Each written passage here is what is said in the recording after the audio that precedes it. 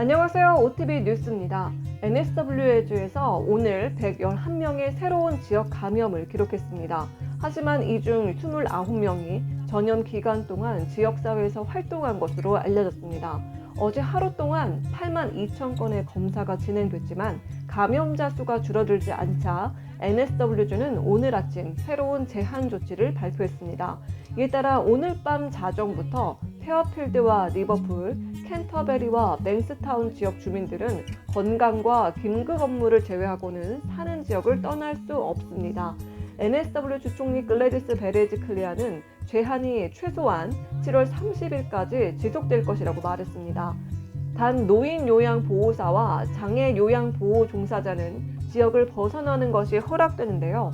3일마다 코로나19 검사를 받아야 합니다.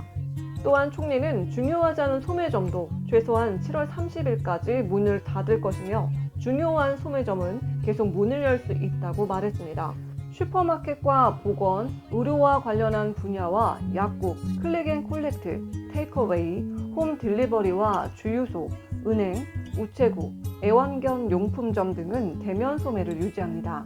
그러나 중요하지 않은 소매로 간주되는 모든 것은 대면할 수가 없습니다.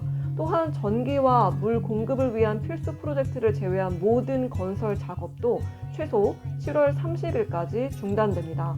총리는 직원에게 필수적이지 않은 작업장에 강제로 출석하도록 한 고용주는 $10,000의 벌금을 물게 할 것이라고 말했습니다. 재택근무가 가능한 모든 사람은 재택근무를 해야 하며 강제로 사무실에 출근해야 한다고 느끼면 고용주가 가혹한 처벌을 받을 것이라고 말했는데요. 이와 더불어 광역 시드니의 사람들은 가족과 함께 운동을 하더라도 항상 마스크를 착용해야 한다고 덧붙였습니다. 총리는 건설 중단과 관련해 운영자에게 주말과 월요일 아침에 사이트를 보호하고 모든 것이 안전한지 확인할 수 있다고 말했습니다. 한편 새로운 사례 중 59건은 알려진 사례와 관련돼 있고 52건은 조사 중에 있습니다. 또한 시드니 남동부 출신의 80대 후반 남성이 바이러스에 감염돼 사망한 것으로 전해졌습니다.